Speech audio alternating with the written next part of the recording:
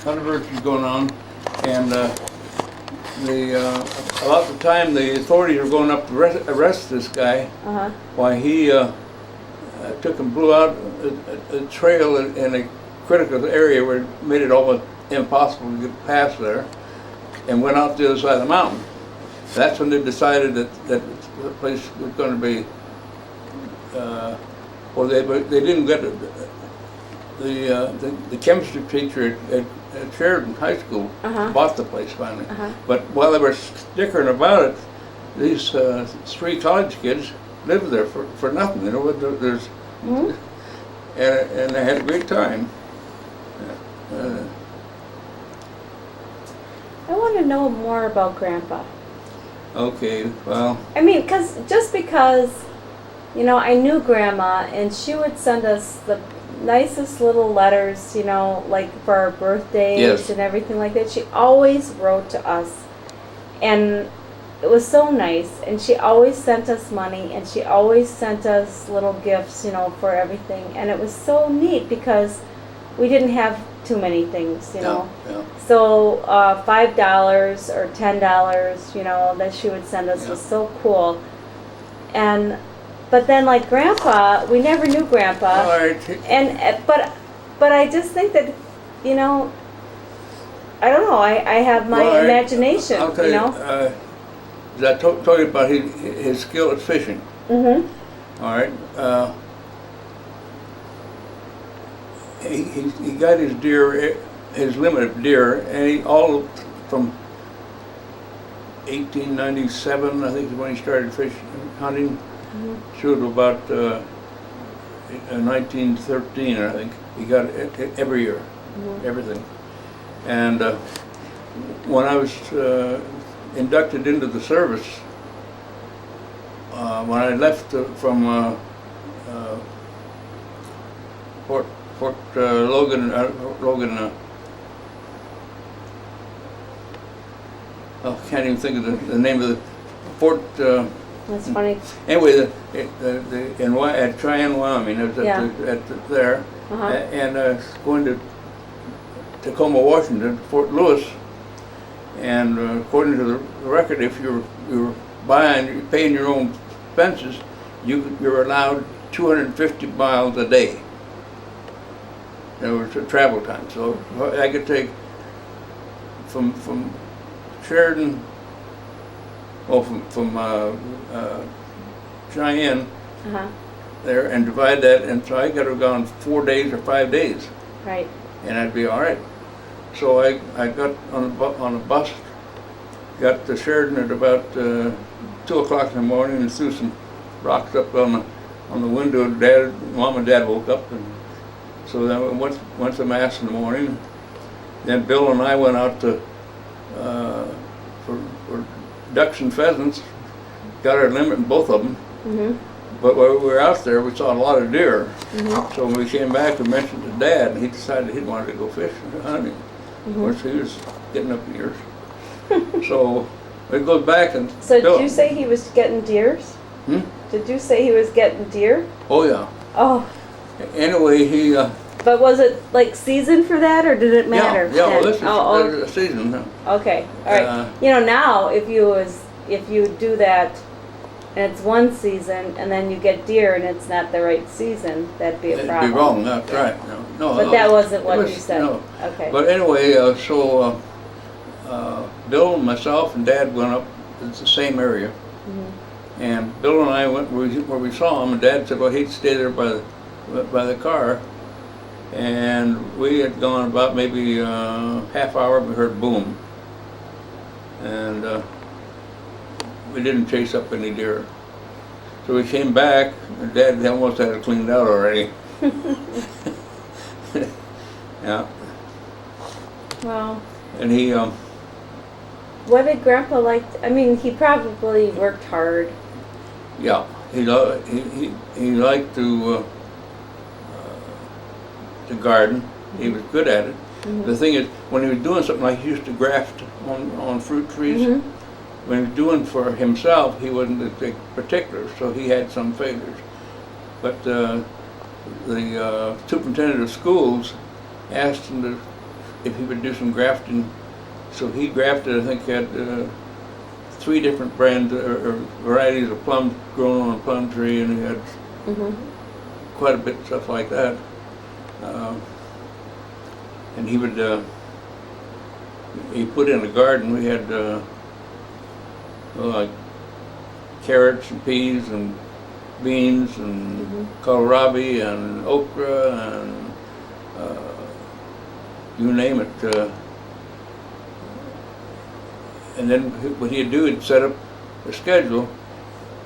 Each one of us had so many rows of this to weed before we could play. You know, we had to go out and do it. Yeah, yeah. Ed's the only one that tried to hedge on it. He'd got in trouble a few times. Like the one time he got in trouble, he had a wine sap, not wine sap, Jonathan apple tree. It was sitting right outside of Mom and Dad's window, and it was the first year bearing, and he told us at the dinner table, nobody touches an apple on that tree, I'm going to pick those apples. Well, Ed went out and got it, so Dad saw him do it. And of course Dad was crippled, and Ed was quite amble. So Dad takes out after him, and Ed just put it on the block, you know. And so Dad just cuts across. There's a place that was wooded, went through, and bushes on the other side. When Ed came by, he got him.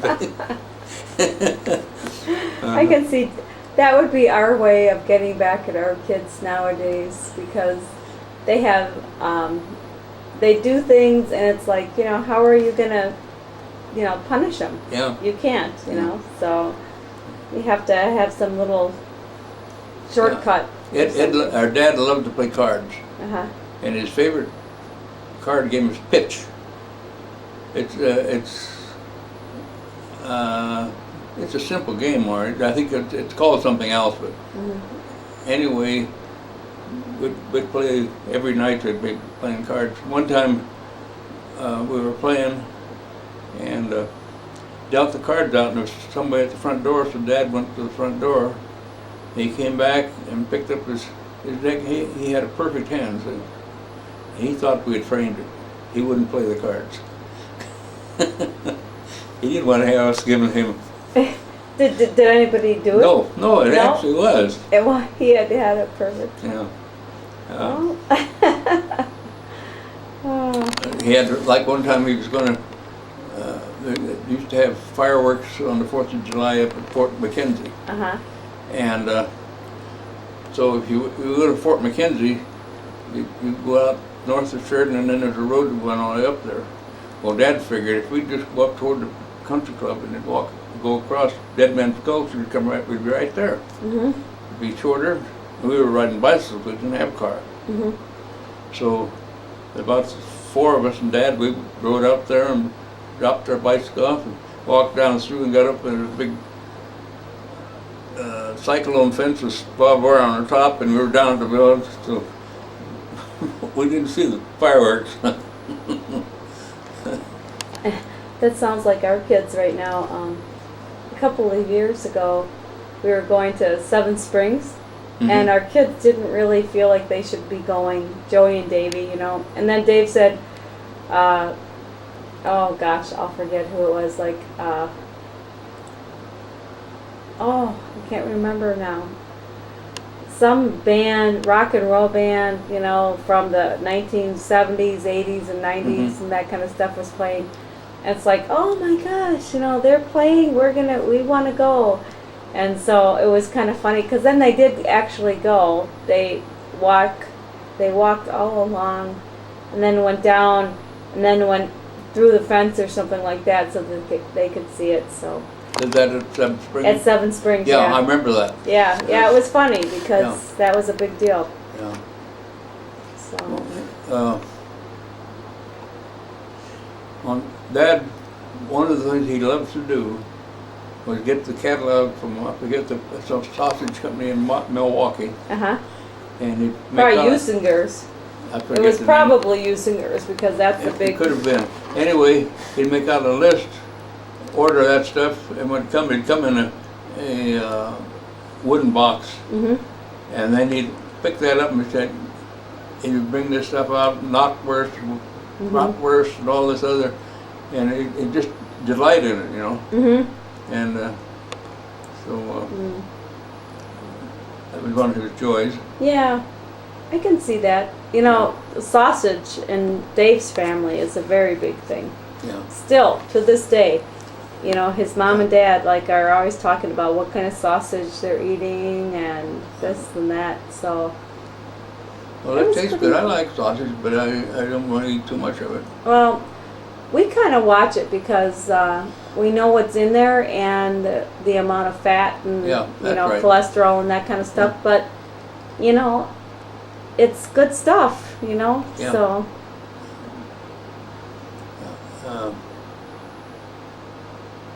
See what else we can talk about, Dad. Oh, when we go out, when we grew up, when you got to about 7 years old, Dad would take you with the others, and you'd go out in the country, and he taught you gun safety. And then you went out and you fired the gun. Then he'd tell you, we had a gun case in there. He had the rifles, shotguns, pistols, and they were locked, but the key was right there. But you knew that you took that key and opened that up, you were in trouble. Yeah. So you didn't do it. But it was there for a reason, though. I mean, you know, you knew that it was there for when you needed it. Then you'd go out and he'd go out and take you out hunting that way. But that was when he didn't have a car, so you walked. We'd walk out. We got grouse and pheasants, and rabbits.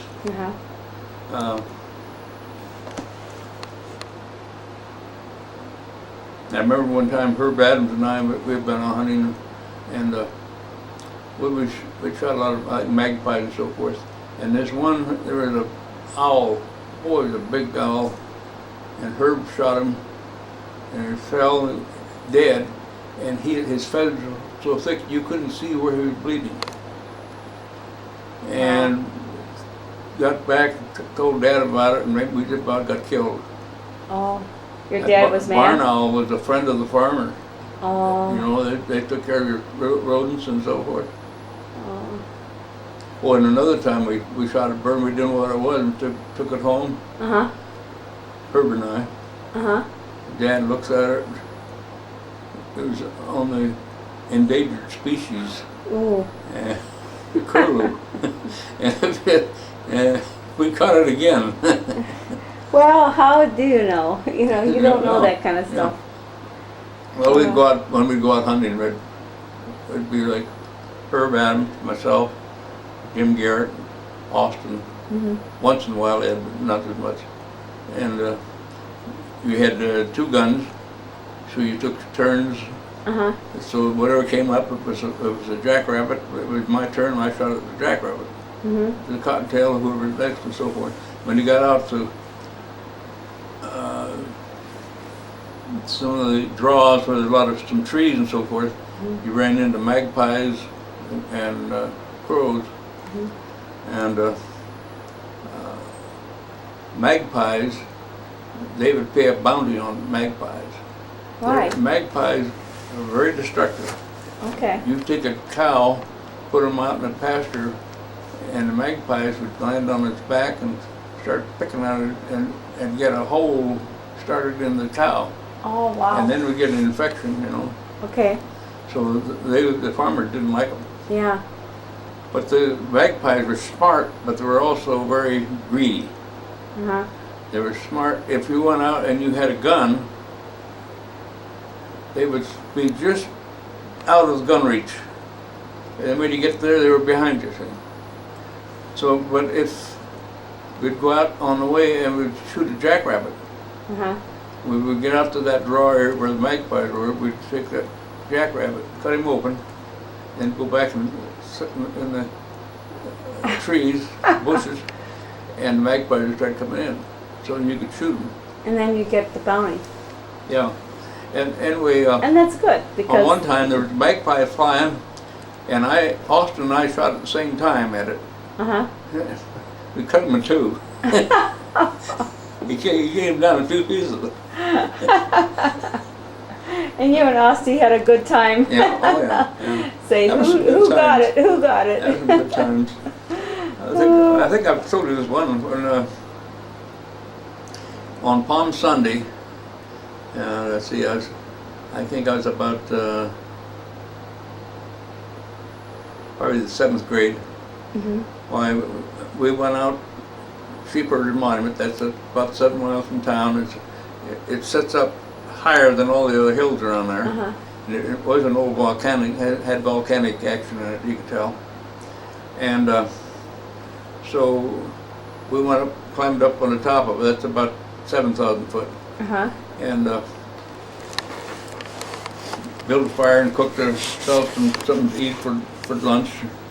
And then started sort of investigating around. Now this is early spring, so things are, nature's just starting to come alive. Yeah. And that was a volcanic formation, and so we started grabbing rocks and sort of wiggling them out, and you see ash falling out of them, and Herb and I reached under this one rock. It was about that big, and to turn it over, and we both let go at the same time. We got hold of a snake. Oh my gosh! So then we wiggled, got the snake out, it was a rattlesnake, but it was very drowsy. It was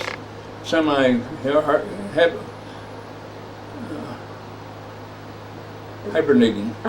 So it was kind of quiet and stuff. Yeah. So we killed it, and then Herb did what our scoutmaster taught us to do. He took and cut right below the snake's head, cut the skin, and then you start working it off, and you peel it down until you get it off.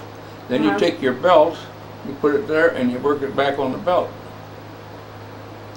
So that's what he did, and he ended up with a rattlesnake belt.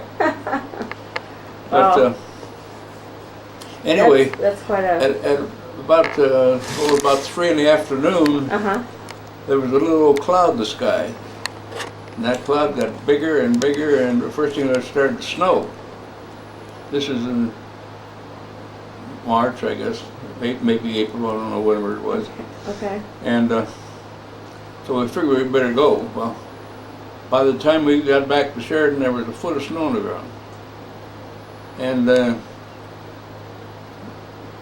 when we came off, it was snowing so bad that Herb and I knew where we were. So we went single file and didn't get lost that way.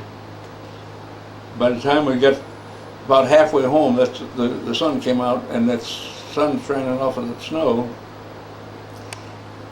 hit underneath. Well, I was dark skinned, so I got a burn, but I didn't get blistered. Austin and Ed had full of blisters under their chins. Now, why was that? The sun reflect off of the snow. Okay. Just like having the sunshine right on your, You were dark, actually. I have to say, and I have to tell my family that you look a lot like our adopted son, one of the kids that likes to hang out at our house a lot. His name is Tyler. He is very dark, and he's not, I don't know, he might have some Indian in him or whatever, but when he gets in the sun, he's very dark, and he looks a lot like you. He could be you in some of those pictures that I saw tonight. Anyway, the next week was away from school, vacation. And Mom had these jobs. We had calcimine. You know what calcimine is? No. Well, I'll tell you. We had to calcimine the 2 bedrooms, and what else? Oh, yes, the 2 bedrooms. You had to take the old calcimine off. It's water soluble. You put it on, and you can wash it back off. Was it like paint? It's like paint, but it's... All right, it's like whitewash. Like whitewash, yeah. Okay, all right. I think that John and has talked about that, or Peggy in the past. We had the three of us had that job. So you have to wash it off? Calcimine, there's two rooms. But how did you wash it off? You started with, Daddy, how did you wash it off? Like with a sponge and a bucket of water. And you just wash it, and then it comes off, and then you put something else up. And then we put a new coat. She's always going to put. It's like whitewash. This again against Grandma. What? She was always picking a blue, which turned out to be a green. So we kidded her on that all the time. Her azure blues. Anyway, so I had to do it all because Ed and Austin were so sunburned that they couldn't do it. That was fun. Oh. Well, you know, our kids get mad because, you know, you're telling me I have to do this, and Davey's like somewhere and he could be helping me, and you know, and then Davey says, Joey should be doing this and that, you know. It's like, all right, well, if one has a sunburn and they can't do it, you got to just, you know, make up for it, you know. Yeah. So, well, I'm going to turn this off. Okay. So.